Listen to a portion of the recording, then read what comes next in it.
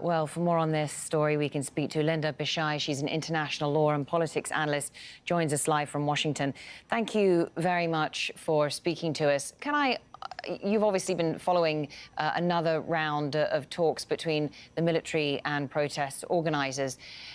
Does it seem to you that we have more clarity on how the country is going to be governed in this transitional period?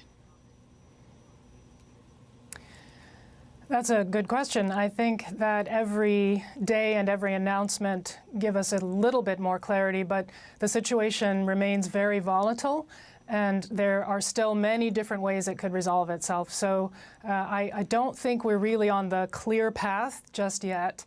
I believe that the latest announcements are generally positive, but it is still, I would say, concerning that that there is the General Hamati, who is known to have been very violent and brutal in Darfur and is in charge of the Rapid Support Forces, still considered part of that military council. And some of the insistence by the military council that they will retain control of the military and the Ministry of Interior. So I think it remains to be seen just how many concessions they're willing to make. I suppose the main problem is the fact, which you point out, that those that make up this military council are basically individuals that served in prominent positions under the regime of President Omar al-Bashir. When you say there are many different ways this could resolve itself, if the military don't provide the right concessions, if the opposition refuses to back down, could there be, do you see some sort of violence or instability potentially coming about?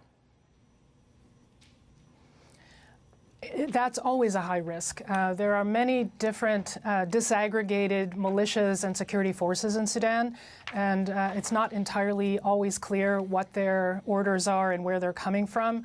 We still don't really know where Omar al-Bashir is and under what conditions he has resigned. And the same is true for the former head of the National Intelligence Service, Salah Ghosh. We are not sure how much freedom and influence these men still have, as well as many others who would be unacceptable as having any kind of power to those who have been organizing the protests and to the opposition parties. Another sort of indicator that things are still extremely volatile is that there are still shots being taken at some of the protesters. It's extremely important to recall that these protests are historic for being nationwide. There are protests organized across the country in most of the major cities, and just 2 days ago we saw some shots and casualties and deaths in Darfur. So we really are still dealing with an extremely unpredictable situation. The fact that we have a person in charge of the military council with whom the protest parties are willing to meet and have conversation is positive. I think it's extremely important now for the neighboring states, the African Union, the international community to maintain strong pressure for nonviolence, for a peaceful rights-respecting I'm keen to get your thoughts on just one point, because we have seen such swift change in Sudan. After 30 years of rule by Omar al-Bashir, we have seen protests that started 4 months ago but really gained momentum in the last week, result in Bashir stepping down, but then also the man named as his successor being forced to leave. Clearly, it's not going to be easy to dismantle the regime completely. Do you think the protesters will have to accept that they might have to share power in some shape or form with this military council? Are they likely to agree to that? I think you're right that there is going to have to be a series of concessions on both sides. This is not going to be simple. It won't be short. It will take some time.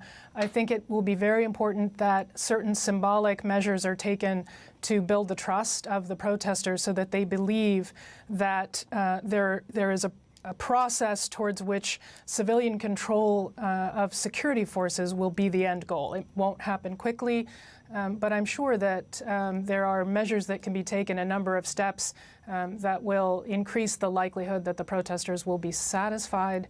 I know that this is a critical moment for them to maintain coherence. It will be very easy for them to disagree on what measures are acceptable when compromises are being offered. So it's not clear what final measure will actually tip the balance and make the protesters comfortable enough to believe that the change is real and not artificial. Because I think right now there's still a strong sense, we see clearly that they're not backing down, that they believe this change is artificial so far.